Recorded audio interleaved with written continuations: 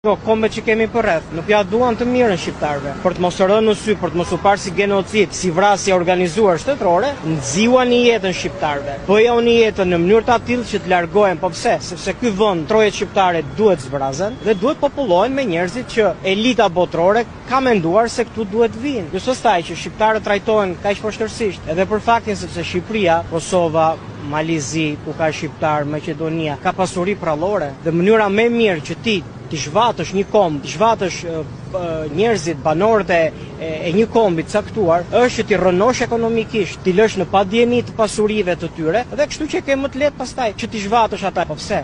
Cila është arsyevja? Pra vidhe një komb, shkatroje, zhvate, shtrydhe deri në palc, largoja banorët nga ky vend dhe pasandaj populloje me njerëzit që ti do. Njerisht shqiptarët nuk kanë arritur ta kuptojnë një gjë të tillë.